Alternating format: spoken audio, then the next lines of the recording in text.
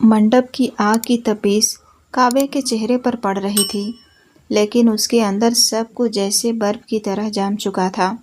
सामने विराज खड़ा था। उसका चेहरा किसी पत्थर की तरह सख्त था। आंखों में कोई इमोशन नहीं, सिर्फ एक गहरा डरावना खालीपन और गुस्सा। काव्या के पिता एक कोने में खड़े चुपचाप आंसू बहा रहे थे। उनकी हिम्मत नहीं थी कि वो विराज के सामने एक शब्द भी बोल सके। काव्या सिर्फ 18 साल की थी। अभी तो उसके कॉलेज का पहला साल शुरू हुआ था, लेकिन आज रातों रात उसकी जिंदगी का सौदा कर दिया गया था। पंडित जी ने मंत्र पढ़ने शुरू किए। विराज ने काव्या का हाथ पकड़ा। उसकी पकड़ इतनी मजबूत और बेदर्द थी कि काव्या की कलाई की चूड़ियां उसकी स्किन में चुभने लगी। दर्द से काव्या की आंखों में पानी आ गया, लेकिन विराज ने अपनी पकड़ ढीली नहीं की। उसने काव्या की तरफ देखा तक नहीं। 7 फेरे हुए, मंगलसूत्र पहनाया गया और सिंदूर भरते वक्त विराज का हाथ इतना रफ था कि थोड़ा सा सिंदूर काव्या की नाक और माथे पर बिखर गया। शादी कोई जश्न नहीं, एक सजा लग रही थी। विदाई के वक्त कोई ड्रामा नहीं हुआ। विराज ने सीधे शब्दों में काव्या के पिता से कहा था, शादी हो गई, अब ये मेरे साथ जाएगी और आइंदा मेरे घर के आसपास भी दिखने की कोशिश मत करना। गाड़ी में पूरा रास्ता सन्नाटे में कटा। काव्या कार के शीशे से सिर टिकाए चुपचाप रो रही थी। विराज ड्राइव कर रहा था। उसका जबड़ा भींचा हुआ था। उसके दिमाग में सिर्फ एक ही चेहरा घूम रहा था, उसकी बड़ी बहन अदिति का। अदिति कोई गुमशुदा या कमज़ोर लड़की नहीं थी। वो एक बहादुर सब इंस्पेक्टर थी। एक केस के इन्वेस्टिगेशन के दौरान काव्या के पिता और भाई ने अपने एक गंदे बिजनेस को बचाने के लिए अदिति के खिलाफ झूठे सबूत पेश किए थे और मुजरिमों को उसकी लोकेशन बता दी थी। उसी रात अदिति का मर्डर हो गया था। विराज ने अपनी बहन की खून से लथपथ लाश देखी थी। उस दिन विराज के अंदर का इंसान मर गया था और सिर्फ एक ही चीज बची थी, बदला। वो काव्या के परिवार को ऐसी चोट देना चाहता था जो उन्हें जिंदगी भर याद रहे, और काव्या उनकी सबसे बड़ी कमजोरी थी। हवेली बहुत बड़ी और अजीब सी शांत थी। नौकरों ने काव्या को विराज के कमरे में छोड़ दिया और दरवाज़ा बाहर से बंद कर लिया। कमरा बहुत डार्क थीम में था, ग्रे और ब्लैक। काव्या का दिल इतनी जोर से धड़क रहा था कि उसे अपनी ही धड़कन की आवाज़ सुनाई दे रही थी। कुछ देर बाद दरवाजे का हैंडल घूमा। विराज कमरे में आया। उसने अपना कोट उतारकर सोफे पर फेंका और शर्ट के स्लीव्स ऊपर फोल्ड करने लगा। उसकी नज़र काव्या पर पड़ी, जो भारी लहंगे में बेड के कोने में सिकुड़ी हुई बैठी थी। उसकी सांसें तेज चल रही थी और पूरा शरीर एक सूखी पत्ती की तरह कांप रहा था। विराज धीरे धीरे कदमों से उसकी तरफ बढ़ा। उसके हर कदम के साथ काव्या के दिल की धड़कन और तेज होती जा रही थी। क्या हुआ, डर लग रहा है? विराज की आवाज़ में एक जानलेवा शांति थी। वह बिस्तर के बिल्कुल करीब आ खड़ा हुआ। काव्या ने डर के मारे खुद को और पीछे खिसकाने की कोशिश की, लेकिन उसकी पीठ बिस्तर के सिरहाने से जा टकराई। प्लीज़ मुझे छोड़ दीजिए। काव्या की आवाज़ बुरी तरह कांप रही थी। उसकी आंखों से लगातार आंसू गिर रहे थे। मेरा कोई कसूर नहीं है। मुझे कुछ नहीं पता था उस केस के बारे में। तुम्हें लगता है तुम्हारे इन आंसुओं से मुझे कोई फर्क पड़ेगा?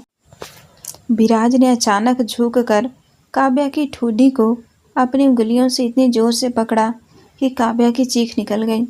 विराज की आंखों में सिर्फ आग और हैवानियत थी। मेरी बहन ने भी शायद ऐसे ही रहम की भीख मांगी होगी उन गुंडों से जिन्हें तुम्हारे बाप ने भेजा था। वह इस शहर को बचा रही थी और तुम्हारे परिवार ने उसे मार डाला, सिर्फ अपने थोड़े से फायदे के लिए।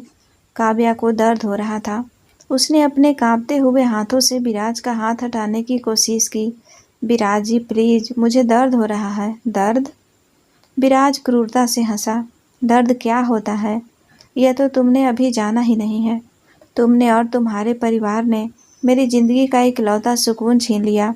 अब मैं तुम्हारी जिंदगी को ऐसा नरक बनाऊंगा कि तुम रोज मौत मांगोगी, लेकिन मैं तुम्हें मरने नहीं दूंगा।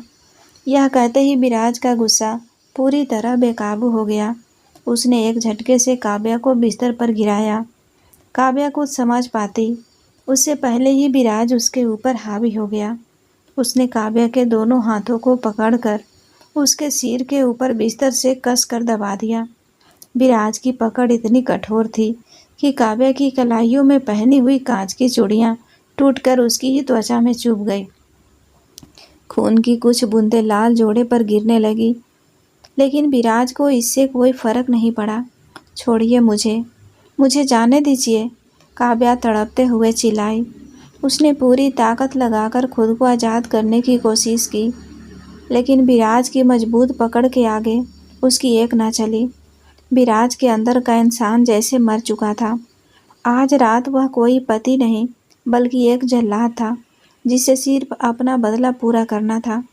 उसने बेरहमी से काव्या के भारी गहनों को खींच कर निकाला, जिससे काव्या की गर्दन और कानों पर खरोंचें आ गई।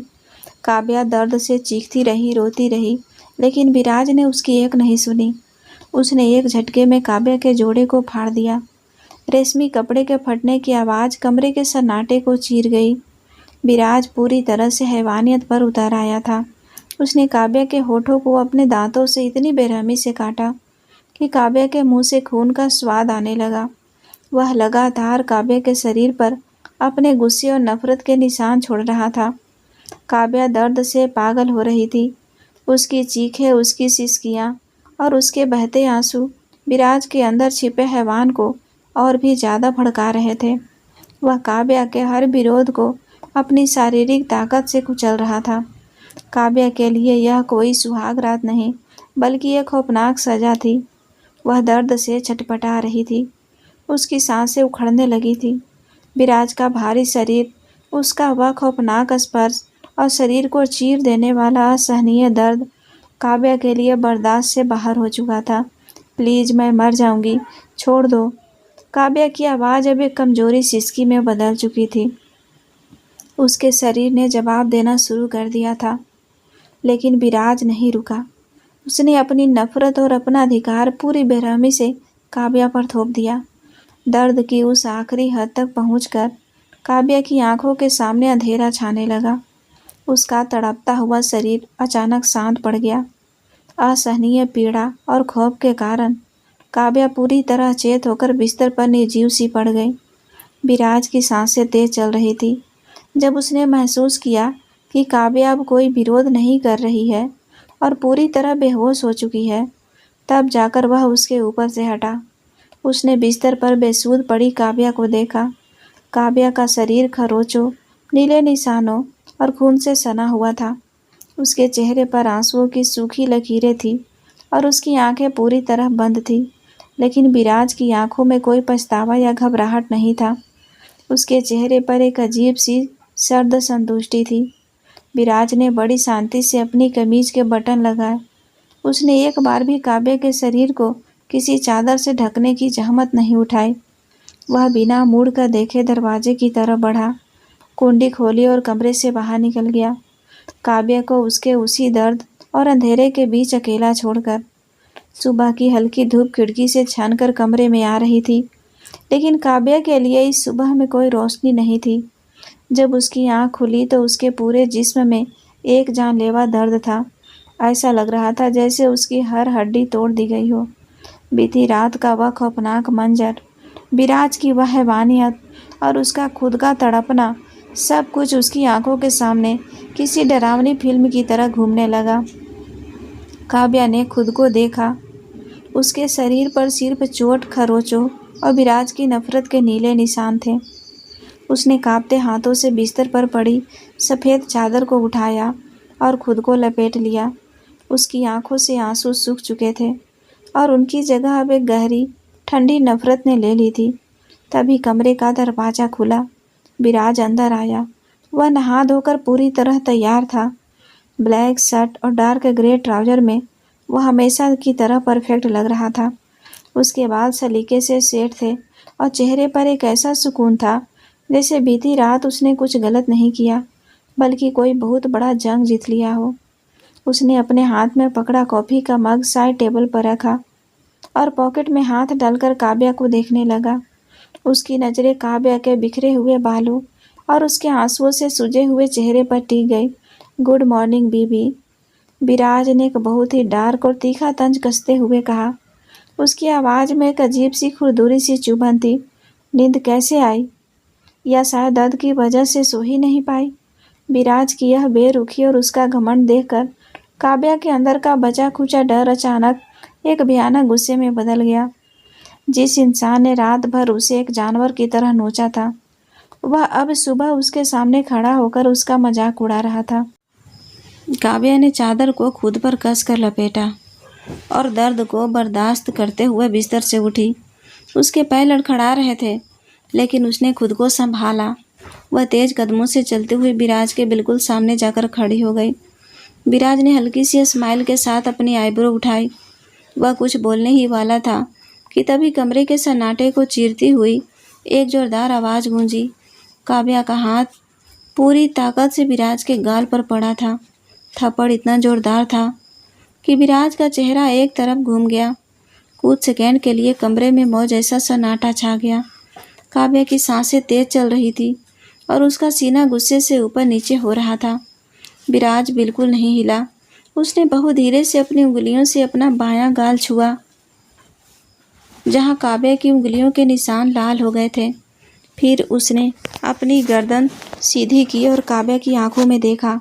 विराज की आंखों में जो आग रात को थी, वह अब एक खौफनाक सुनामी में बदल चुकी थी। उसकी वो गहरी काली आंखें अब मौत का पैगाम दे रही थी। काव्या को उसी पल अपनी गलती का एहसास हो गया। उसका गुस्सा अचानक फिर से डर में बदलने लगा। उसने एक कदम पीछे हटने की कोशिश की, लेकिन बहुत देर हो चुकी थी। विराज ने एक झटके में अपना हाथ आगे बढ़ाया और काव्या की कमर को दबोचकर उसे अपनी तरफ खींच लिया। काव्या के मुंह से एक हल्की सी चीख निकल गई। अगले ही पल विराज ने उसे पीछे की तरफ धकेला और उसका शरीर जोर से दीवार से जा टकराया। मुझ पर हाथ उठाने की हिम्मत कैसे हुई तुम्हारी? विराज फुफकारा। उसकी आवाज़ इतनी भारी और डरावनी थी कि काव्या की रूह कांप गई। विराज ने अपने एक हाथ से काव्या के दोनों हाथों की कलाइयों को पकड़ा और उन्हें उसके सिर के ऊपर दीवार से कसकर सटा दिया। दूसरे हाथ से उसने काव्या के बालों को पीछे की तरफ खींचा, जिससे काव्या का चेहरा दर्द से ऊपर की तरफ उठ गया। छोड़ो मुझे विराज, दूर हटो, काव्या ने छटपटाते हुए कहा। रात को जो हुआ वो सिर्फ शुरुआत ही काव्या, लेकिन तुमने जो अभी किया है उसकी सज़ा तुम्हें बहुत भारी पड़ेगी। इससे पहले कि काव्या कुछ और बोल पाती, विराज के होठ उसके होठों पर पूरी बेरहमी से टूट पड़े। यह कोई आम किस नहीं था। इसमें कोई प्यार, कोई इजहार या कोई जज्बात नहीं था। यह सिर्फ और सिर्फ कब्जा था, एक सज़ा थी, एक भयानक टॉक्सिक जुनून था। विराज उसे इस कदर बेदर्दी से चूम रहा था कि काव्या के होठों पर बीती रात के जो घाव थे वो फिर से ताजे हो गए और खून का कसैला स्वाद दोनों के मुंह में घुलने लगा।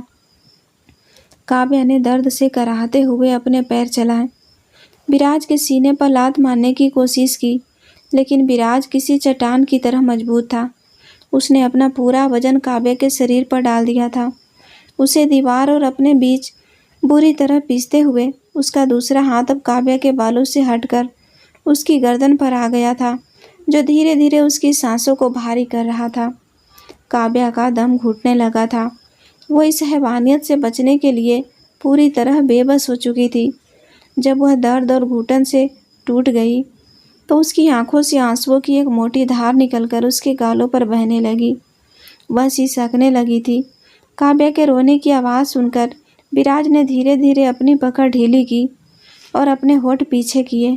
काव्या बुरी तरह हाँफ रही थी। उसके होठ सूज गए थे और उनमें से हल्का खून रिस रहा था। विराज की पकड़ ढीली होते ही काव्या दीवार के सहारे फिसलती हुई नीचे ज़मीन पर बैठ गई। उसने अपने चेहरे को अपने हाथों में छुपा लिया और फूट फूट कर रोने लगी। विराज उसके सामने घुटनों के बल बैठा। उसने अपनी 2 उंगलियों से काव्या की ठुड्डी को पकड़ा और उसका रोता हुआ चेहरा अपनी तरफ उठाया। विराज की आंखों में अभी भी एक खतरनाक जुनूनी चमक थी। यह तुम्हारी पहली और आखिरी गलती थी काव्या, विराज ने बहुत ही धीमी लेकिन खौफनाक आवाज़ में कहा। आइंदा अगर तुम्हारे हाथ मुझ पर उठे या तुमने मुझसे दूर भागने की कोशिश भी की तो मैं तुम्हारे परिवार को उसी आग में जिंदा जला दूंगा जिसमें मेरी बहन जली थी। तुम मेरी हो, मेरी कैद हो, और इस कैद से तुम्हें मौत भी आज़ाद नहीं कर सकती। विराज ने अपना हाथ हटाया, खड़ा हुआ और अपनी शर्ट को ठीक करते हुए बिना एक बार भी पीछे मुड़कर देखे कमरे से बाहर निकल गया। दरवाज़ा बंद होने की आवाज़ के साथ ही काव्या की सिसकियाँ कमरे के सन्नाटे में और तेज हो गई। उसे एहसास हो गया था कि वह एक ऐसे जाल में फंस चुकी है जहाँ प्यार की कोई जगह नहीं, सिर्फ एक जहरीला, टॉक्सिक और जानलेवा जुनून है जो उसे रोज़ मारेगा लेकिन मरने नहीं देगा। विराज के जाने के बाद कमरा फिर से उस खौफनाक सन्नाटे में डूब गया। काव्या काफ़ी देर तक ठंडी ज़मीन पर बैठी रोती रही। उसके होठों से बहता खून अब सूख चुका था, लेकिन अंदर की टीस और भी गहरी हो गई थी। उसने धीरे से अपनी चादर को खुद पर और कस लिया। दीवार पर टंगी घड़ी में दोपहर के 2 बज रहे थे। काव्या को अचानक एहसास हुआ कि कल सुबह से उसने अन्न का एक दाना भी नहीं खाया है। खौफ, सदमे और दर्द के बीच उसे भूख का एहसास ही नहीं हुआ था, लेकिन अब उसका पेट बुरी तरह ऐंठ रहा था। कमजोरी की वजह से उसका सिर चकराने लगा था। उसने दीवार का सहारा लेकर खुद को खड़ा किया। कमरे में एक तरफ पानी का एक जग रखा था। उसने कांपते हाथों से पानी का गिलास भरा और एक ही सांस में पी लिया। थोड़ा सा सुकून मिला, लेकिन पेट की आग और भड़क गई। वह धीरे धीरे चलते हुए दरवाजे तक गई। उसने हैंडल घुमाने की कोशिश की। दरवाज़ा बाहर से लॉक था। काव्या ने दरवाजे पर मुक्का मारा, लेकिन उसकी आवाज़ बहुत कमज़ोर थी। कोई है? प्लीज़ दरवाज़ा खोलो। उसने आवाज़ लगाई, लेकिन बाहर से कोई जवाब नहीं आया। हवेली में नौकर चाकर सब थे, लेकिन विराज का खौफ इतना था कि कोई उसकी इजाज़त के बिना इस कमरे के आसपास भटकने की हिम्मत भी नहीं कर सकता था। काव्या समझ गई कि यहाँ मदद के लिए चिल्लाना बेमानी है। तभी उसकी नज़र कमरे की बड़ी सी बालकनी पर पड़ी। बालकनी के दरवाजे पर कांच के मोटे शीशे लगे थे और वह भी अंदर से बंद था। काव्या ने तेजी से जाकर बालकनी का दरवाज़ा खोला। बाहर ताज़ी हवा थी, लेकिन वह कमरा हवेली की दूसरी मंजिल पर था। नीचे देखने पर उसे एक बड़ा सा बागीचा नजर आया, जहाँ 2-3 गार्ड बंदूकों के साथ पहरा दे रहे थे। काव्या का दिल बैठ गया। यह कोई आम घर नहीं, बल्कि एक किला था, और वह इस किले में एक बेबस कैदी थी। वह वापस कमरे में आ गई। उसने अपनी बिखरी हुई चीज़ों को देखा। फर्श पर उसका फटा हुआ जोड़ा, टूटी हुई चूड़ियाँ और बिखरे हुए गहने पड़े थे। उसने गहरी सांस ली। वह रो रोकर अपनी जान नहीं दे सकती थी। उसे जीना था। इस हैवानियत से बाहर निकलने के लिए, इस नर्क से आज़ाद होने के लिए। उसने अलमारी खोली। उसमें विराज के कपड़ों के साथ साथ एक तरफ कुछ औरतों के कपड़े भी रखे थे। शायद वे काव्या के लिए ही पहले से तैयार करवा कर रखे गए थे। काव्या ने उनमें से एक साधारण सा सूट निकाला और बाथरूम की तरफ बढ़ गई।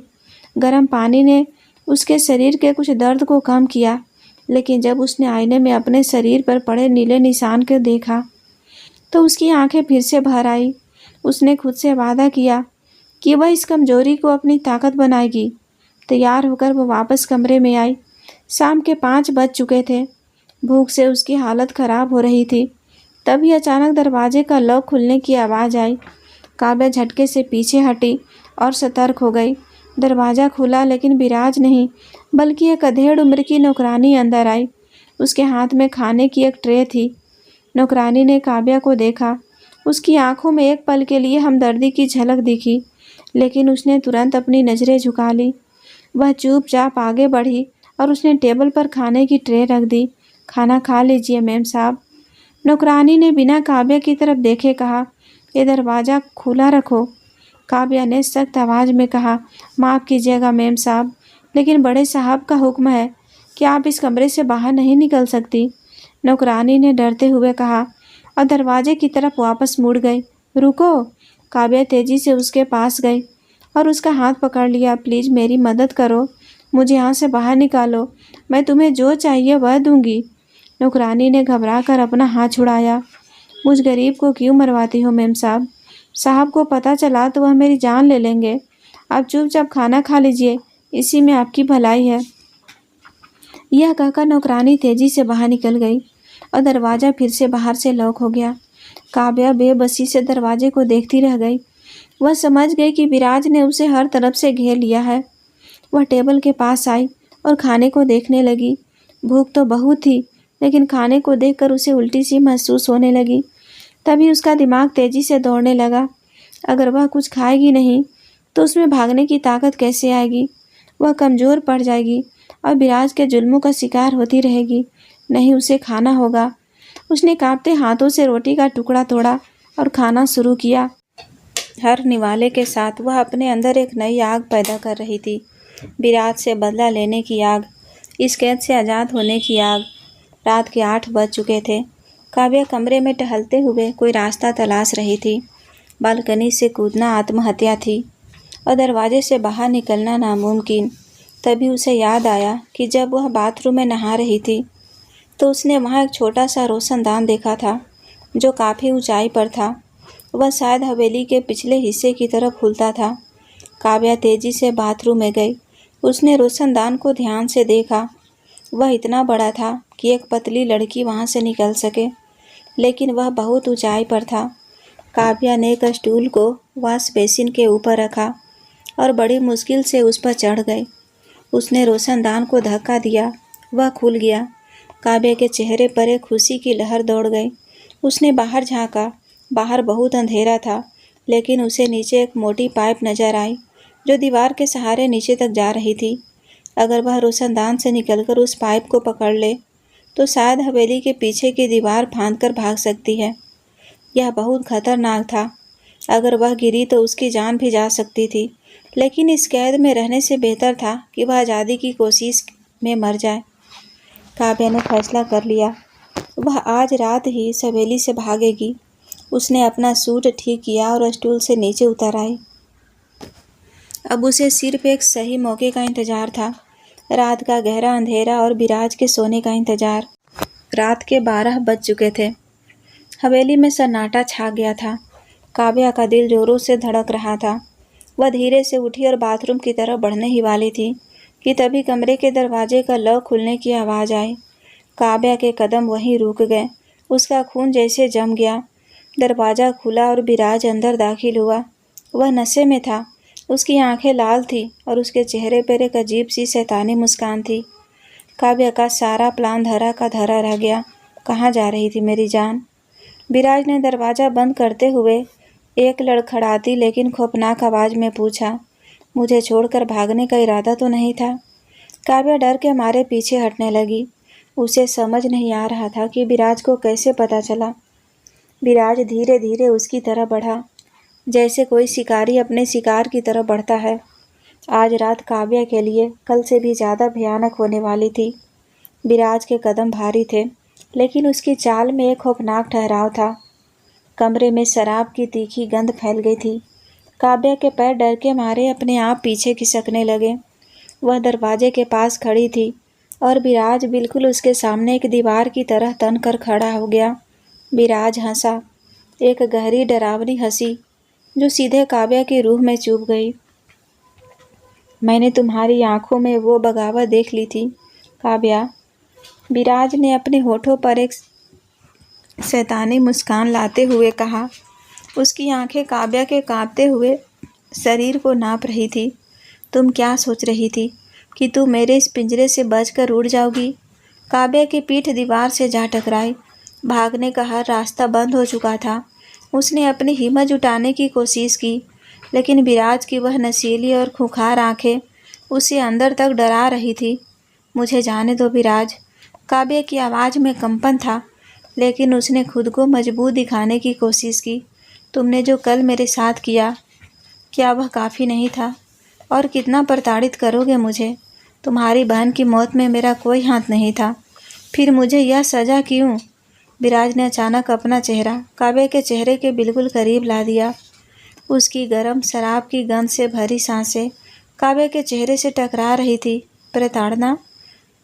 यह तो बस शुरुआत है मेरी जान, विराज ने फुसफुसाते हुए कहा, लेकिन उसके शब्दों में एक आग थी। जब तक तुम्हारे परिवार का एक एक सदस्य खून के आंसू नहीं रोता, जब तक वह अपनी हर सांस के लिए भीख नहीं मांगता, तब तक मैं तुम्हें तड़पाऊंगा।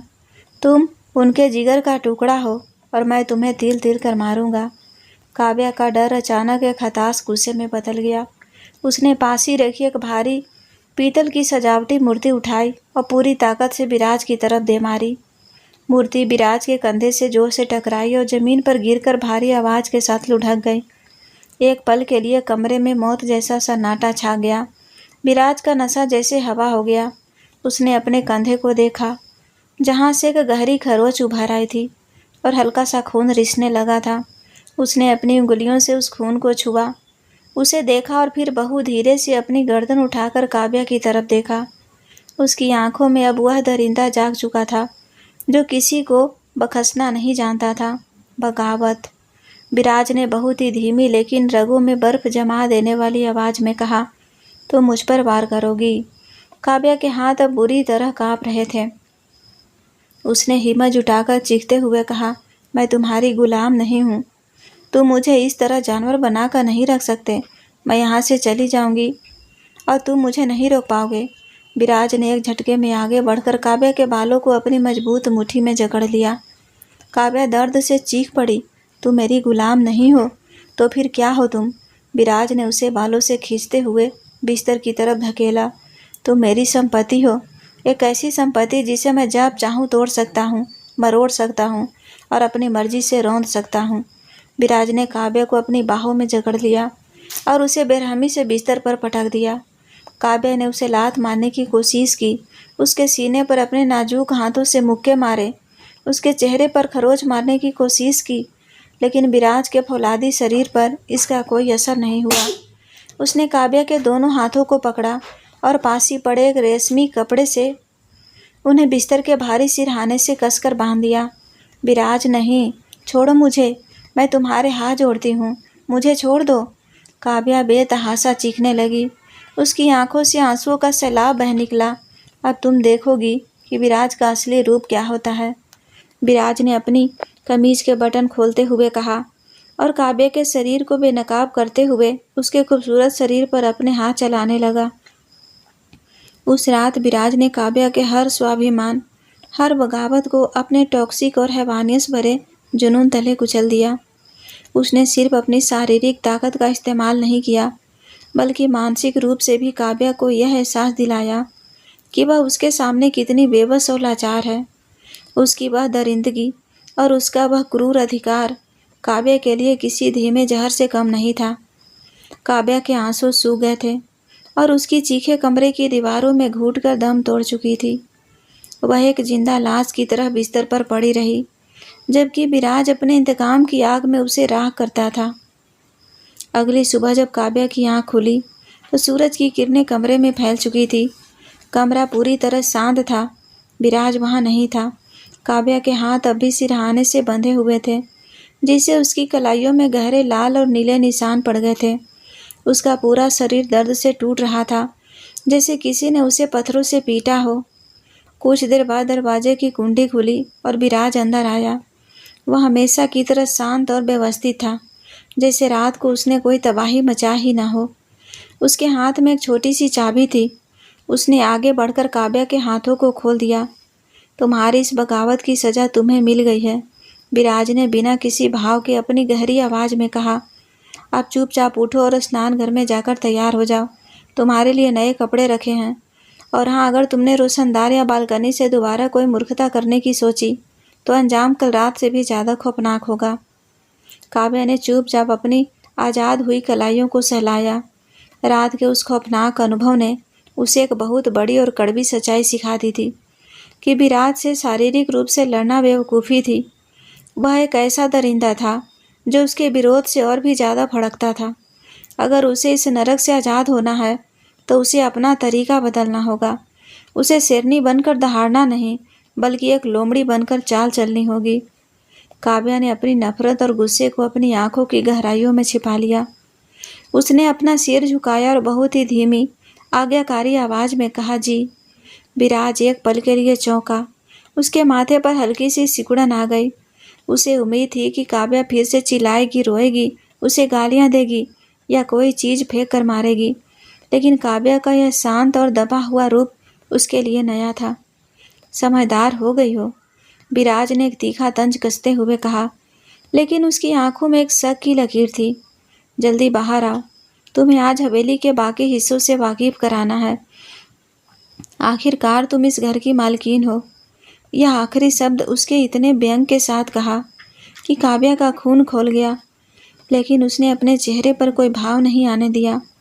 विराज के कमरे से बाहर जाने के बाद काव्या ने खुद को आईने में देखा। उसके चेहरे पर अब डर या बेबसी नहीं थी, बल्कि एक गहरी, ठंडी और खौफनाक साजिश थी। उसने तय कर लिया था कि वह विराज के इस जुनूनी खेल में उसी के नियमों से खेलेगी। वह विराज को यह यकीन दिलाएगी कि वह टूट चुकी है, कि वह हार मान चुकी है। वह उसका भरोसा जीतेगी और फिर उसी भरोसे को हथियार बनाकर उसे इस कदर तोड़ेगी कि वह जिंदगी भर याद रखेगा। काव्या ने एक लंबी सांस ली, आंखों में जमा आंसुओं को पोंछा और एक नई लड़ाई के लिए खुद को तैयार करने लगी। उस खौफनाक रात को बीते हुए अब पूरे 2 हफ्ते हो चुके थे। हवेली की उस ऊंची और सर्द दीवारों के बीच बहुत कुछ बदल गया था। काव्या ने अपने अंदर की उस चीखती, छटपटाती और बगावत करने वाली लड़की को कहीं बहुत गहराई में दफन कर दिया था। अब वह एक ऐसी गुड़िया बन चुकी थी जिसमें जान तो थी, लेकिन कोई आवाज़ नहीं। विराज के लिए यह बदलाव न सिर्फ अजीब था, बल्कि उसे अंदर ही अंदर एक अजीब सी बेचैनी दे रहा था। उसे उस काव्या की आदत हो गई थी जो उसकी आंखों में आंखें डालकर नफरत से देखती थी, जो उसे लड़ने की कोशिश करती थी। लेकिन यह नई काव्या, यह तो जैसे कोई परछाई थी। वह सुबह चुपचाप उठती, नौकरानी द्वारा दिए गए कपड़े पहनती, बिना कोई सवाल किए नाश्ता करती और दिन भर कमरे के कोने में या बालकनी के पास खामोश बैठी रहती। विराज जब भी कमरे में आता, वह चुपचाप अपनी जगह से खड़ी हो जाती। वह ना तो उससे नजरें मिलाती और ना ही कोई शिकायत करती। विराज उसे उकसाने की हर मुमकिन कोशिश करता। वह जानबूझकर कठोर शब्द बोलता, उसके परिवार को ताने मारता, यहाँ तक कि उसके करीब जाकर उसे डराने की कोशिश भी करता। लेकिन काव्या की तरफ से सिर्फ एक ही जवाब आता, जी। विराज का टॉक्सिक और जुनूनी दिमाग इस खामोशी को बर्दाश्त नहीं कर पा रहा था। उसे कंट्रोल करना पसंद था, लेकिन काव्या ने सरेंडर करके उसके इस कंट्रोल का मजा ही खराब कर दिया था। उसे लगने लगा था कि काव्या कोई गहरी चाल चल रही है, लेकिन वह यह भी जानता था कि हवेली की सुरक्षा इतनी कड़ी है कि परिंदा भी पर नहीं मार सकता। एक दिन सुबह विराज अपने स्टडी में जाने के लिए तैयार हो रहा था। उसने शीशे के सामने खड़े होकर अपनी टाई की नोट ठीक की और फिर पीछे मुड़कर काव्या को देखा, जो बिस्तर के कोने में चुपचाप बैठी किताब के पन्ने पलट रही थी। मैं शाम को देर से लौटूंगा, विराज ने कठोर आवाज़ में कहा। हवेली के ऊपरी हिस्से में तुम्हें घूमने की इजाज़त है, लेकिन ग्राउंड फ्लोर या मेन गेट की तरफ जाने की कोशिश भी मत करना। और हाँ, अगर तुमने किसी भी नौकर से फालतू बात करने की कोशिश की तो उसके अंजाम के लिए तुम खुद जिम्मेदार होगी। काव्या ने किताब से नज़रें हटाई, अपनी पलकें झपकाई और बहुत ही धीमी आवाज़ में कहा, जी मैं समझ गई। उसका यह सपाट और आज्ञाकारी लहजा विराज के सीने में किसी सुई की तरह चुभा। वह एक पल के लिए वहीं खड़ा रहा, जैसे काव्या से किसी और प्रतिक्रिया की उम्मीद कर रहा हो। जब काव्या ने दोबारा किताब पर नजरें गड़ा ली तो विराज ने गुस्से में गहरी सांस ली और भारी कदमों से कमरे से बाहर निकल गया। विराज के जाते ही काव्या ने किताब बंद कर दी। उसकी आंखों की वह मासूमियत और आज्ञाकारिता अचानक एक ठंडी और तेज चमक में बदल गई। पिछले 14 दिनों से वह एक ही कमरे में घूट रही थी। ऊपरी मंजिल की आज़ादी उसके लिए महज एक धोखा थी, लेकिन यह धोखा भी उसके प्लान का पहला हिस्सा था। उसे इस हवेली के चप्पे चप्पे को समझना था।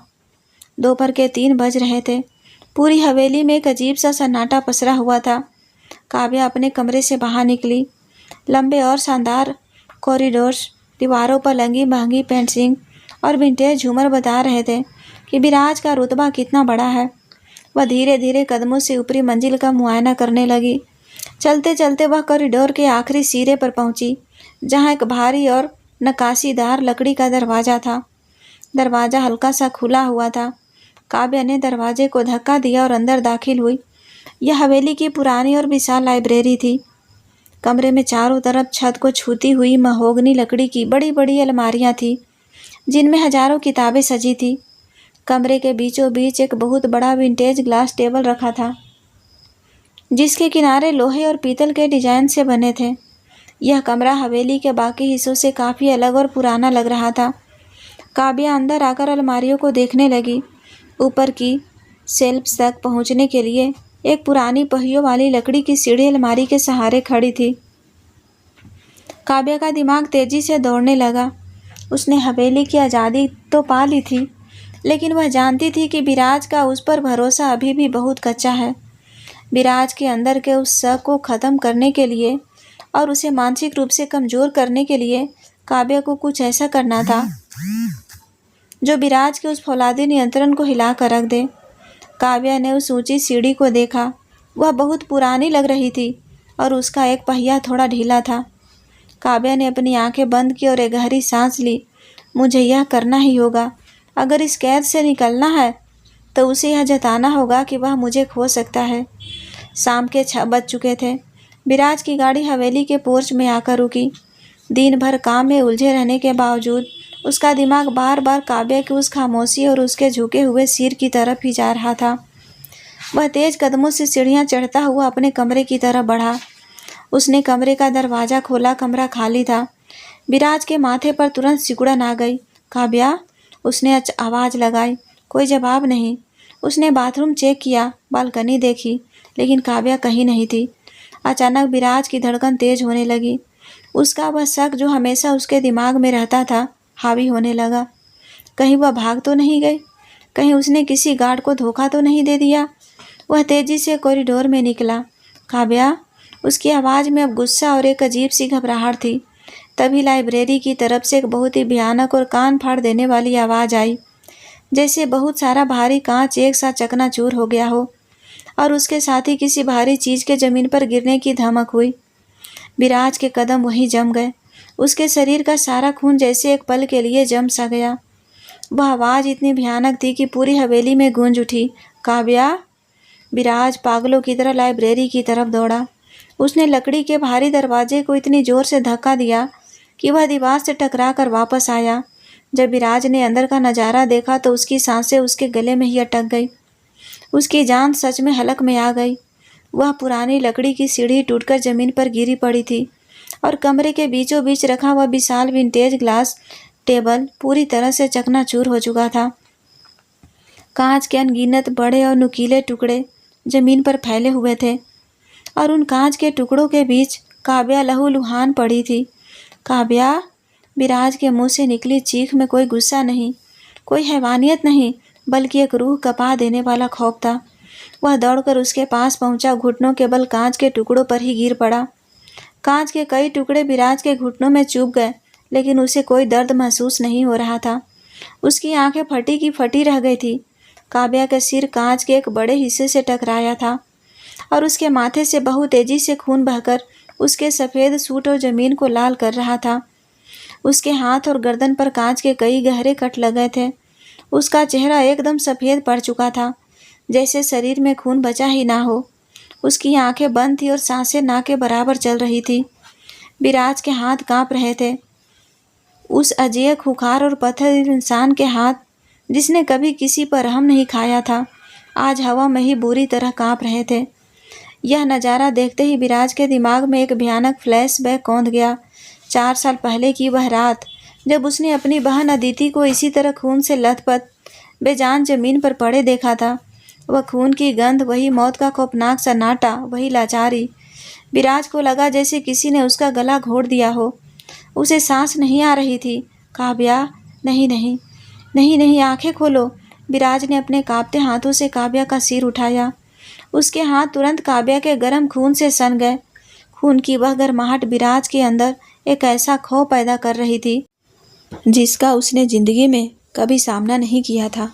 उसने काव्या के गाल थपथपाए। काव्या, सुन रही हो तुम? आंखें खोलो मेरी जान, तुम्हें कुछ नहीं होगा। उसकी आवाज़ बुरी तरह भर आ गई थी। जो विराज कल तक उसे तिल तिलक मारने की कस्में खा रहा था, आज उसकी सांसों का रुकता देख खुद तिल तिल कर मर रहा था। उसका बदला, उसकी नफरत, उसका जुनून, सब कुछ उस खून के सैलाब में बह गया। अगर काव्या को कुछ हो गया तो वह किस पर अपना हुक्म चलाएगा? वह किसके लिए इस हवेली में वापस आएगा? उसका वह टॉक्सिक ही सही, लेकिन इकलौता रिश्ता हमेशा के लिए ख़त्म हो जाएगा।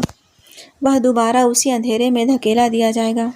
जिससे भागने के लिए उसने काव्या को अपनी जिंदगी में घसीटा था। रवि, रामदीन, गाड़ी निकालो अभी। विराज शेर की तरह दहाड़ा। उसकी दहाड़ में दर्द और दहशत दोनों शामिल थे। नौकर भागते हुए आए और अंदर का नज़ारा देखकर उसकी भी रूह कांप गई। विराज ने एक पल भी बर्बाद किए बिना काव्या को अपनी मजबूत बाहों में उठा लिया। उसे इस बात की परवाह नहीं थी कि कांच के टुकड़े काव्या के शरीर में और चुभ सकते हैं या उसके खुद के कपड़े खून से लथपथ हो गए हैं। वह बस उसे सीने से चिपकाए हुए पागलों की तरह हवेली की सीढ़ियां उतर रहा था। जल्दी कल हरामजादे, अगर इसे कुछ हुआ तो मैं तुम सबको जिंदा गाड़ दूंगा, विराज ने ड्राइवर पर चीखते हुए कहा और काव्या को लेकर गाड़ी की पिछली सीट पर बैठ गया। गाड़ी हवा से बातें करती हुई हवेली के गेट से बाहर निकली। पिछली सीट पर विराज काव्या का सिर अपनी गोद में रखे हुए था। उसने अपने एक हाथ से काव्या के माथे के घाव को कसकर दबा रखा था ताकि खून का बहना रुक जाए, लेकिन खून उसकी उंगलियों के बीच से रिसता जा रहा था। काव्या, प्लीज मेरी बात सुनो। विराज की आंखों में एक अजीब सी नमी तैरने लगी थी। वह लगातार उसके ठंडे पड़ते चेहरे को चूम रहा था, जैसे अपनी सांसें उसके अंदर फूंकना चाहता हो। तुम मुझे ऐसे छोड़कर नहीं जा सकती।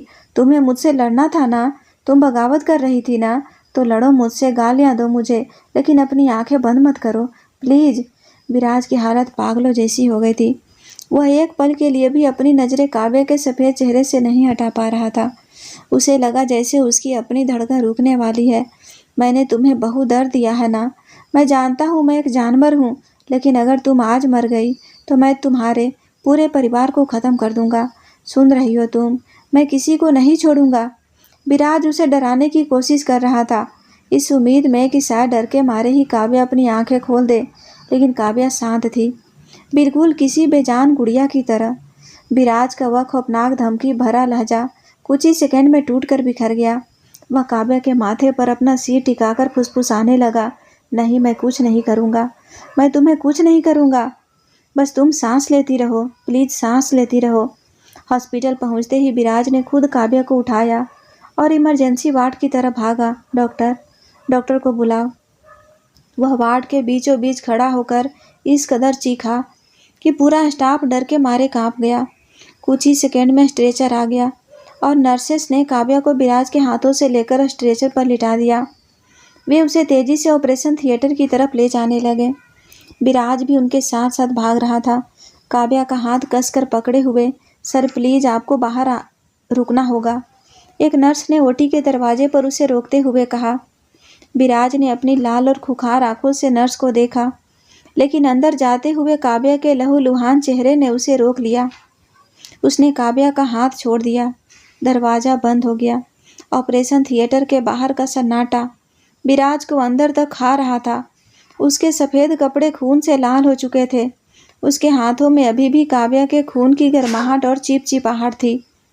वह दीवार के सहारे धीरे धीरे जमीन पर बैठ गया। उसने अपने खून से सने हाथों को देखा और फिर अपने सिर को घुटनों में छिपा लिया। काव्या का वह शांत चेहरा, उसकी वह खामोशी और फिर वह खून का मंजर, सब कुछ विराज के दिमाग में हथौड़े की तरह बज रहा था।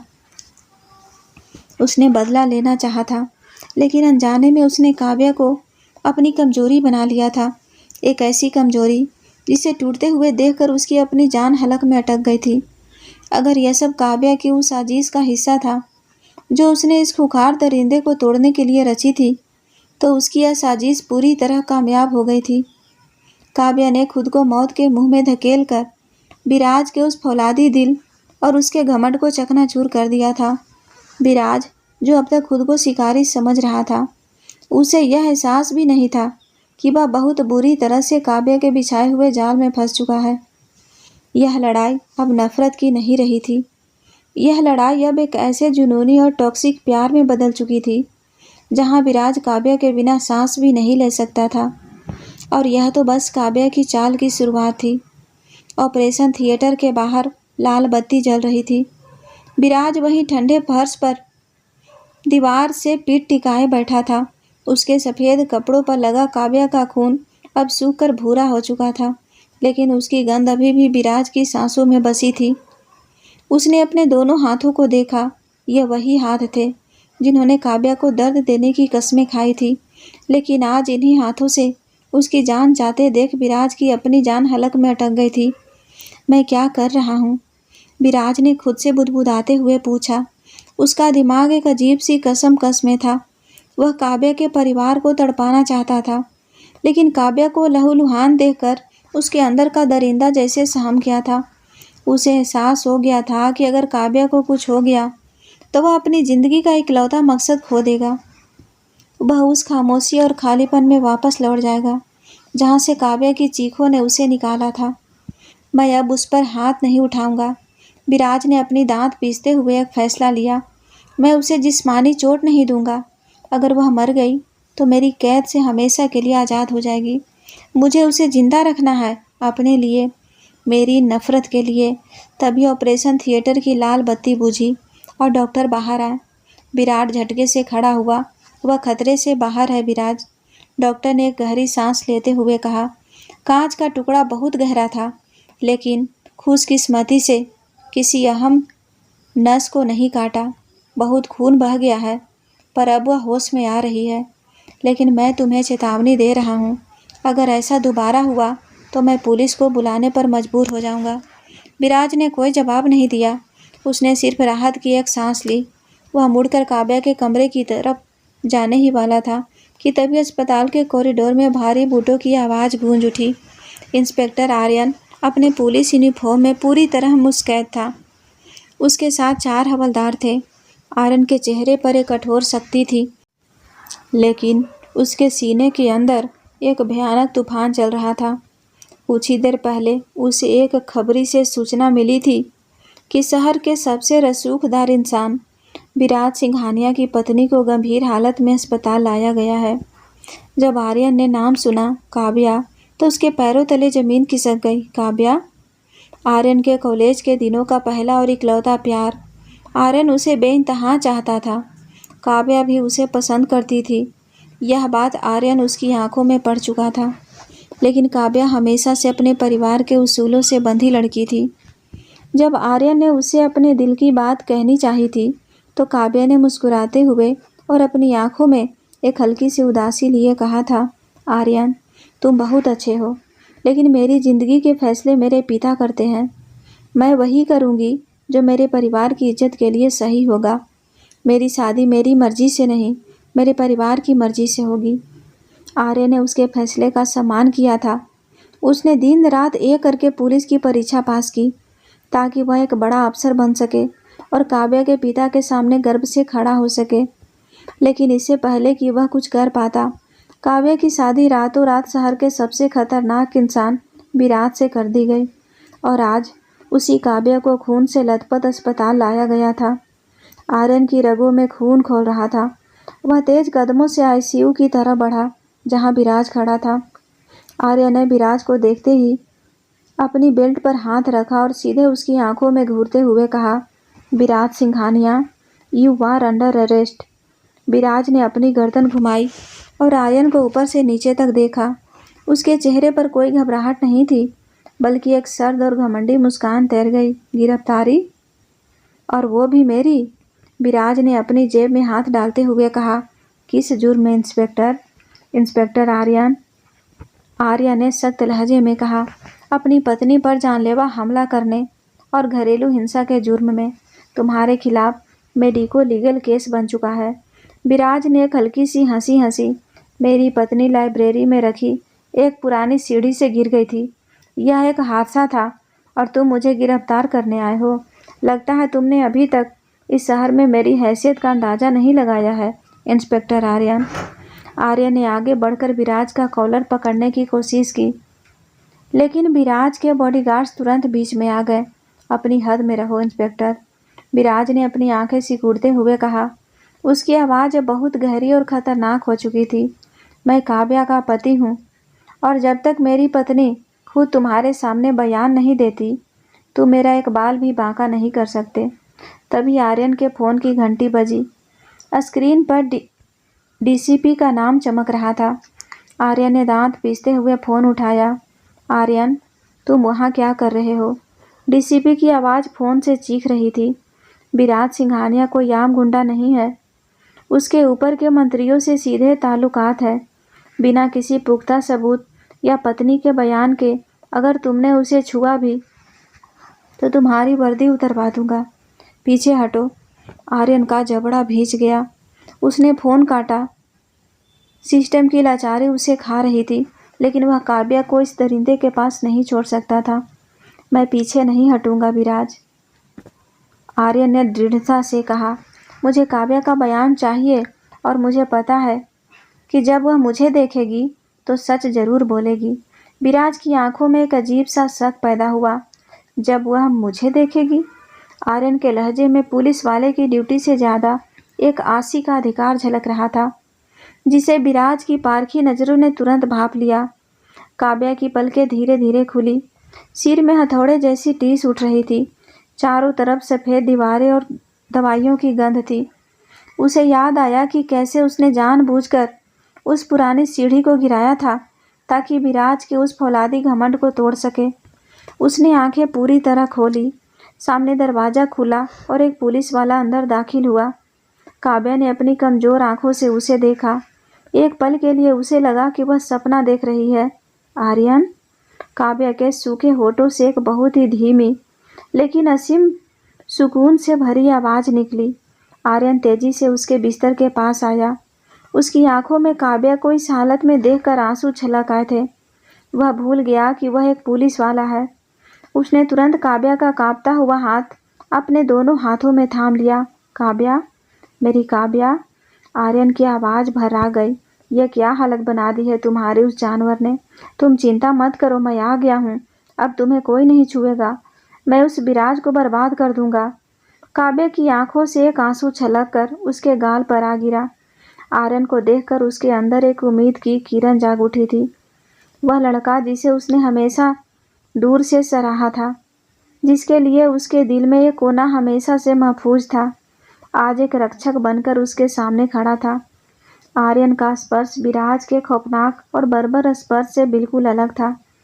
उसमें एक अपनापन था, एक सुरक्षा थी। काव्या के चेहरे पर दर्द के बावजूद एक बहुत ही खूबसूरत और सच्ची मुस्कान आ गई। उसने आर्यन के हाथ को हल्के से दबाया। तुम यहाँ कैसे? मैं तुम्हें यहाँ से ले जाने आया हूँ काव्या। बस तुम मुझे बयान दे दो कि विराज ने तुम्हारे साथ क्या किया है। मैं उसे जेल की सलाखों के पीछे चढ़ा दूंगा, आर्यन ने दृढ़ता से कहा। विराज आईसीयू के दरवाजे के बाहर कांच की खिड़की से अंदर का नज़ारा देख रहा था। उसके सीने में अचानक जैसे किसी ने खौलता हुआ लावा उतार दिया हो। उसकी आंखें फटी रह गई। आर्य ने काव्या का हाथ पकड़ा हुआ था और काव्या मुस्कुरा रही थी। वह काव्या जिसने पिछले 14 दिनों से विराज को अपनी एक सच्ची मुस्कान तो दूर, नज़रों से देखना तक गवारा नहीं किया था। वह काव्या जो उसके छूने पर खौफ से कांप उठती थी। वह काव्या जिसे विराज ने अपना गुरूर, अपनी कैद और अपनी संपत्ति समझ लिया था, आज किसी और मर्द को देखकर मुस्कुरा रही थी। विराज के अंदर का दरिंदा, जिसे वह अभी कुछ देर पहले खामोश करने का फैसला कर रहा था, पूरी तरह से पागल हो गया। यह जलन नहीं थी, यह एक भयानक अंधी आग थी। उसे ऐसा लगा जैसे किसी ने उसकी रूह को चीर दिया हो। यह दर्द काव्या को चोट पहुंचाने के दर्द से भी ज़्यादा भयानक था। कोई उसकी चीज़, उसकी पत्नी, उसके जुनून को कैसे छू सकता है? आर्यन? विराज के मुंह से एक खुखार दहाड़ निकली। उसने दरवाजे को एक जोरदार लात मारी और कमरे के अंदर दाखिल हुआ। कमरे का माहौल अचानक बर्फ की तरह सर्द हो गया। विराज की आंखें खून से लाल हो चुकी थी। उसकी नसों में खून इस कदर दौड़ रहा था कि उसकी गर्दन की नसें उभर आई थी। वह तेज कदमों से आर्यन की तरफ बढ़ा और बिना एक शब्द कहे उसने आर्यन के उस हाथ को जोर से पकड़ा जिसने काव्या का हाथ थाम रखा था। विराज की पकड़ इतनी भयानक थी कि आर्यन को लगा जैसे उसकी हड्डियां चटक जाएगी। अपनी गंदी उंगलियां मेरी बीवी से दूर रख इंस्पेक्टर, विराज ने अपनी दांत पीसते हुए एक फुफकारती हुई आवाज़ में कहा। उसने एक झटके से आर्यन के हाथ को काव्या के हाथ से अलग कर दिया। आर्यन भी पीछे हटने वालों में से नहीं था। उसने पलटकर विराज की तरफ देखा। बीबी? जो इंसान अपनी पत्नी को इस हालत में पहुंचा दे, वह पति कहलाने के लायक नहीं है। तुम एक जानवर हो विराज। विराज ने आर्यन की छाती पर जोर से धक्का दिया। मैं जानवर हूँ या शैतान, यह मेरा और मेरी पत्नी का मसला है। तुम बीच में आने वाले कौन होते हो? तुम्हारी हैसियत क्या है कि तुम मेरे कमरे में आकर मेरी पत्नी का हाथ पकड़ो। विराज का सीना जलन से धधक रहा था। वह मुड़कर काव्या की तरफ गया। उसने जानबूझकर अपना हाथ काव्या के चेहरे पर रखा, उसके बालों को सहलाया और आर्यन की तरफ एक खौफनाक और घमंडी नज़र से देखा।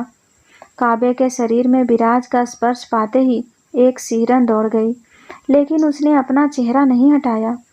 काव्या की नज़रें विराज की लाल आंखों पर थी। एक ही पल में काव्या समझ गई कि विराज सिर्फ गुस्से में नहीं है, वह पजेसिव हो चुका है। उसकी आंखों में एक दीवानगी है, एक ऐसा पागलपन जो आर्यन की मौजूदगी से और भड़क गया है। आर्यन ने अपना पुलिस का रौब दिखाते हुए कहा, काव्या डरो मत, मैं यहाँ हूँ। पूरा पुलिस डिपार्टमेंट मेरे साथ है। तुम बस मुझे सच बता दो कि क्या इस इंसान ने तुम्हें मारा है? क्या यह सब इसने किया है? कमरे में एक खौफनाक सन्नाटा छा गया। विराज की सांसें भारी हो रही थी।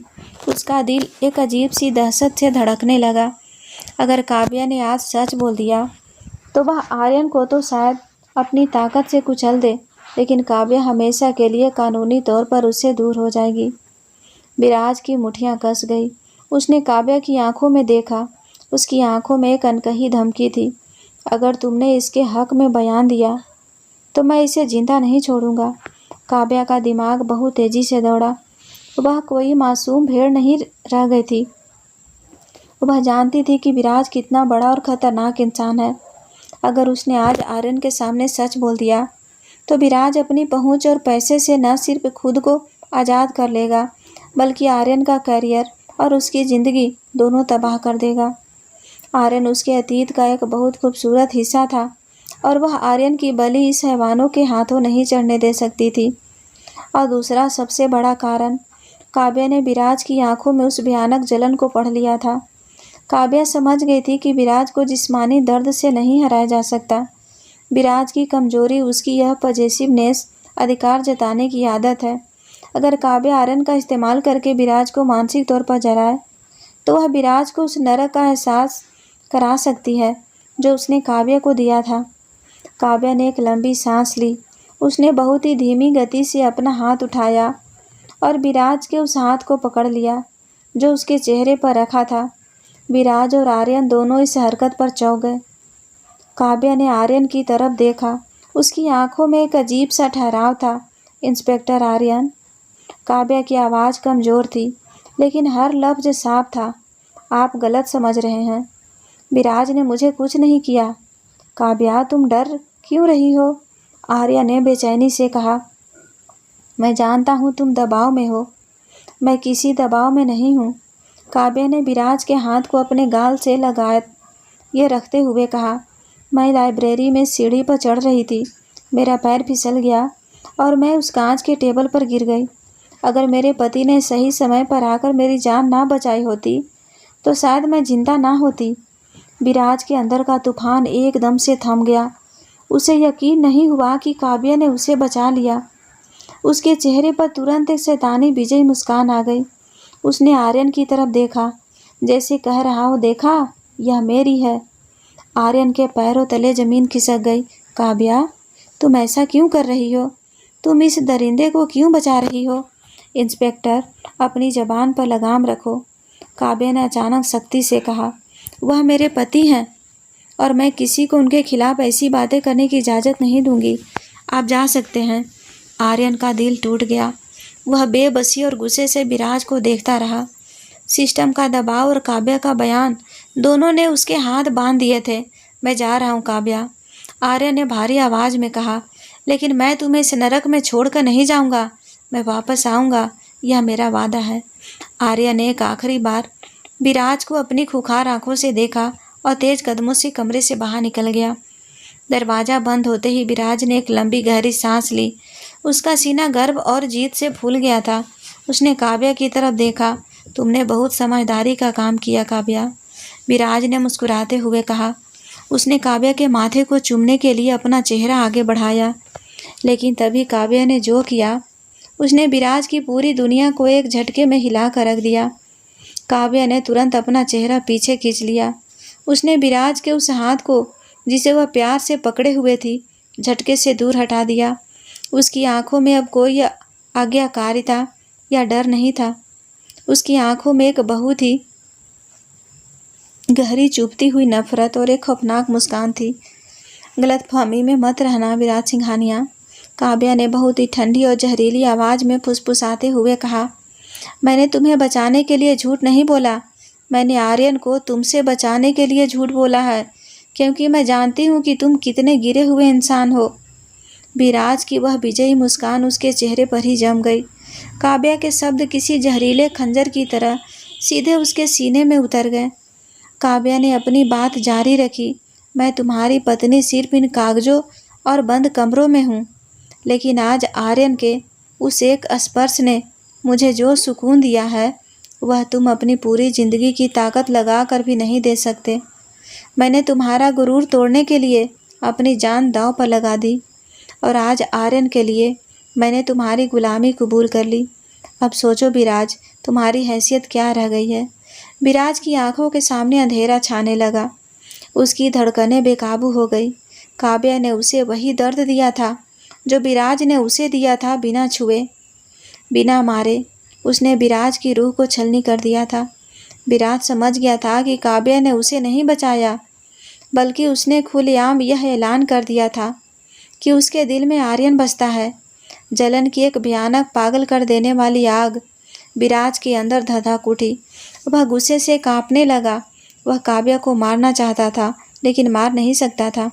वह आर्यन को ख़त्म करना चाहता था, लेकिन जानता था कि इससे काव्या की नज़रों में आर्यन हमेशा के लिए अमर हो जाएगा। काव्या ने अपना सिर तकिया पर रख लिया और बहुत ही सुकून से अपनी आंखें बंद कर ली। वह जानती थी कि आज रात विराज नहीं सोएगा। आज रात से वह आग में जलेगा, और यह तो सिर्फ उस खामोश बदले की शुरुआत थी। काव्या के उन चुभते हुए शब्दों ने विराज के अंदर के उस मगरूर और खुखार इंसान को हमेशा के लिए मार दिया था। उस रात हवेली के उस विशाल कमरे में विराज एक पल के लिए भी नहीं सोया। वह जमीन पर बैठा रहा, अपनी हथेलियों में चेहरा छुपाए हुए। जलन, पछतावा और एक भयानक हार, ये तीनों चीज़ें उसे अंदर ही अंदर खोखला कर रही थी। उसने बदला लेने के लिए काव्या को तोड़ा था, लेकिन अब उसे समझ आ गया था कि काव्या को तोड़ते तोड़ते उसने खुद को पूरी तरह तबाह कर लिया था। वह काव्या के जिस्म को कैद कर सकता था, लेकिन उसकी रूह, उसकी मुस्कान और उसकी आज़ादी पर आर्यन का नाम लिखा जा चुका था। यह सोच ही विराज को पागल करने के लिए काफ़ी थी। अस्पताल से हवेली लौटने के बाद सब कुछ बदल गया। विराज अब काव्या के कमरे में नहीं जाता था। उसने अपने लिए एक अलग कमरा ले लिया था। वह काव्या की हर ज़रूरत, उसकी दवाइयों और उसके आराम का पूरा ध्यान रखता, लेकिन एक खामोश साए की तरह। काव्या हवेली में कहीं भी आ जा सकती थी। सुरक्षा कर्मियों को हटा दिया गया था। विराज ने उसे पूरी आज़ादी दे दी थी, क्योंकि वह जान गया था कि पिंजरे में बंद करके वह काव्या का शरीर पा सकता है, उसका दिल नहीं। कई रातें काव्या ने विराज को अपने कमरे के दरवाजे के बाहर खामोशी से खड़े देखा। वह अंदर नहीं आता था, बस बाहर से उसकी सलामती महसूस करके चला जाता था। काव्या का वह गुस्सा, जो आर्यन को हथियार बनाकर विराज को जलाने के लिए था, अब कहीं न कहीं शांत होने लगा था। उसने विराज की आंखों में वह जलन देखी थी, लेकिन अब उस जलन की जगह एक भयानक दर्द और पछतावे ने ले ली थी। 2 महीने बीत चुके थे। काव्या के घाव अब पूरी तरह भर चुके थे। एक सुबह जब काव्या नाश्ता कर रही थी, हवेली के बाहर पुलिस की गाड़ियों की सायरन गूंजने लगे। काव्या तेजी से बाहर आई। पोर्च में इंस्पेक्टर आर्यन खड़ा था और उसके साथ पुलिस की एक पूरी टीम थी। आर्यन के हाथ में कुछ कागजात थे। उसकी आंखों में एक जीत की चमक थी। उसी वक्त विराज भी सीढ़ियों से नीचे उतरा। वह बेहद शांत था। तुम्हारे जुल्मों का खेल खत्म हुआ विराज सिंघानिया, आर्य ने अपनी आवाज़ ऊंची करते हुए कहा। मैं कोर्ट से ऑर्डर लेकर आया हूँ। तुम्हारे खिलाफ पुख्ता सबूत है कि तुमने अपनी ताकत का गलत इस्तेमाल किया है, और आज मैं काव्या को यहाँ से हमेशा के लिए ले जाने आया। काव्या की धड़कनें तेज हो गई। उसने विराज की तरफ देखा। उसे लगा कि विराज हमेशा की तरह अपना रौब दिखाएगा, अपने बॉडीगार्ड्स को बुलाएगा और आर्यन को ख़त्म करने की धमकी देगा, लेकिन विराज ने ऐसा कुछ नहीं किया। वह धीरे धीरे चलकर काव्या के पास आया। उसकी आंखें झुकी हुई थी। उसने अपनी जेब से एक लिफाफा निकाला और काव्या के कांपते हुए हाथों में रख दिया। ये क्या है? काव्या ने हैरानी से पूछा। तुम्हारी आज़ादी। विराज ने बहुत ही धीमी और भारी आवाज़ में कहा, इसमें हमारे तलाक के कागजात हैं। मैंने अपने दस्तखत कर दिए हैं और तुम्हारे परिवार ने जो मेरी बहन के साथ किया उसके सारे कानूनी सबूत मैंने पुलिस को सौंप दिए हैं। उन्हें कानून सजा देगा, मैं नहीं। मेरी नफ़रत अब ख़त्म हो चुकी है। काव्या और आर्यन दोनों सन्न रह गए। विराज ने आर्यन की तरफ देखा। उसकी आंखों में कोई जलन नहीं बल्कि एक हारी हुई सच्चाई थी। तुम सही कहते थे आर्यन, मैं एक जानवर था। मैंने इसे सिर्फ दर्द दिया है, मैं इसके लायक नहीं हूँ। तुम इसे यहाँ से ले जाओ। विराज मुड़ा और वापस सीढ़ियों की तरफ जाने लगा। उसकी चाल में अब वह पुराना गुरूर नहीं था। वह एक ऐसा इंसान लग रहा था जिसने अपनी दुनिया खुद अपने हाथों से उजाड़ ली हो। विराज, काव्या की आवाज़ हवेली के सन्नाटे में गूंज उठी। विराज के कदम वहीं रुक गए, लेकिन उसने पीछे मुड़कर नहीं देखा। काव्या तेजी से चलकर आर्यन के पास आई। उसने आर्यन की आंखों में देखा। आर्यन, तुमने मेरे लिए जो कुछ किया उसके लिए मैं ज़िंदगी भर तुम्हारी एहसानमंद रहूँगी। तुम मेरे लिए उस अंधेरे में एक उम्मीद की तरह आए थे जब मुझे लगा था कि मेरी ज़िंदगी ख़त्म हो चुकी है। तो चलो मेरे साथ काव्या। आर्यन ने अपना हाथ आगे बढ़ाया। हम एक नई ज़िंदगी शुरू करेंगे। काव्या ने एक गहरी सांस ली और अपनी आंखें बंद की। नहीं आर्यन। आर्यन का हाथ हवा में ही रुक गया। क्या? लेकिन तुमने कहा था कि तुम मुझसे। मैंने उस दिन अस्पताल में वो बातें सिर्फ विराज का गुरूर तोड़ने के लिए कही थी। काव्या ने पूरी ईमानदारी से कहा, मेरा अतीत तुम्हारे साथ बहुत खूबसूरत था आर्यन, लेकिन आज जो काव्या तुम्हारे सामने खड़ी है वह वो 18 साल की मासूम लड़की नहीं है जिसे तुम जानते थे। इस हवेली के दर्द, खौफ और फिर इस खामोशी ने मुझे पूरी तरह बदल दिया है। मैं अब तुम्हारे उस सीधे साधे और सुकून भरे संसार में कभी फिट नहीं हो पाऊंगी। काव्या ने आर्यन का हाथ धीरे से नीचे कर दिया। तुम एक बहुत अच्छे इंसान हो आर्यन। तुम्हें कोई ऐसी लड़की चाहिए जो तुम्हें पूरा प्यार दे सके। मेरे अंदर अब वो मासूमियत नहीं बची। आर्यन की आंखों में दर्द था, लेकिन वह काव्या की सच्चाई को समझ गया। उसने एक लंबी सांस ली, काव्या की तरफ एक आखिरी बार देखा और बिना कुछ कहे अपनी टीम के साथ वापस लौट गया। आर्यन के जाने के बाद काव्या मुड़ी। विराज अभी भी सीढ़ियों पर उसी तरह पीठ किए खड़ा था। उसके कंधे हल्के हल्के कांप रहे थे। काव्या धीरे धीरे सीढ़ियाँ चढ़कर उसके बिल्कुल पीछे जाकर खड़ी हो गई। तुमने उसे वापस क्यों भेज दिया? विराज ने बिना मुड़े रूंधी हुई आवाज़ में पूछा। तुम्हारी आज़ादी उसी के पास थी। मेरी आज़ादी मेरे अपने फैसले में है विराज, काव्या ने कहा। विराज ने झटके से पीछे मुड़कर काव्या को देखा। उसकी आंखें लाल थी और उनमें आंसू भरे थे। शहर का सबसे खूंखार इंसान आज एक बच्चे की तरह रो रहा था। तो फिर तुम यहाँ क्यों खड़ी हो? विराज बेबसी से चिल्लाया। तुम जानती हो ना कि मैं एक दरिंदा हूँ। मैंने तुम्हारे जिस्म पर घाव दिए हैं। मैंने तुम्हारी रूह को तोड़ा है। अगर तुम मेरे पास रुकी तो मैं फिर से पागल हो जाऊँगा। मैं तुम्हें खोने के डर से फिर से पजेसिव हो जाऊँगा। मैं तुम्हारे लायक नहीं हूँ काव्या। विराज घुटनों के बल जमीन पर गिर पड़ा और उसने अपना सिर काव्या के पैरों में रख दिया। काव्या ने तलाक के वो कागजात वहीं सीढ़ियों पर फाड़ कर फेंक दिए। वह नीचे झुकी और उसने विराज का चेहरा अपने हाथों में उठा लिया।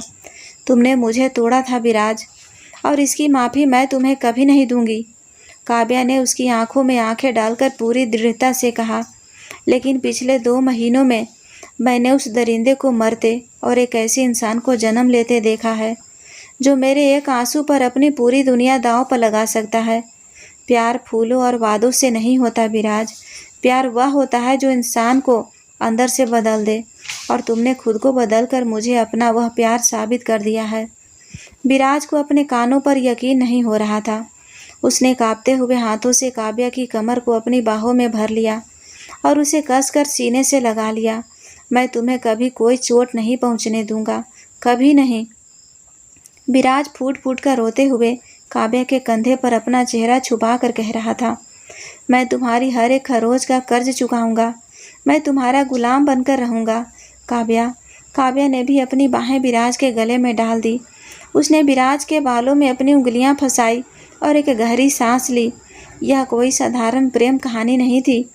यह एक ऐसे प्रतिशोध की कहानी थी जो आग और खून से शुरू हुई थी, लेकिन अब एक अटूट और खौफनाक हद तक गहरे भरोसे में बदल चुकी थी।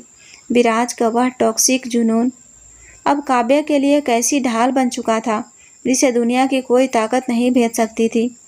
हवेली की उस सर्द दीवारों ने आज पहली बार सुकून की सांस ली थी, क्योंकि दरिंदा अब हमेशा के लिए हार चुका था और आशिक हमेशा के लिए जीत गया था।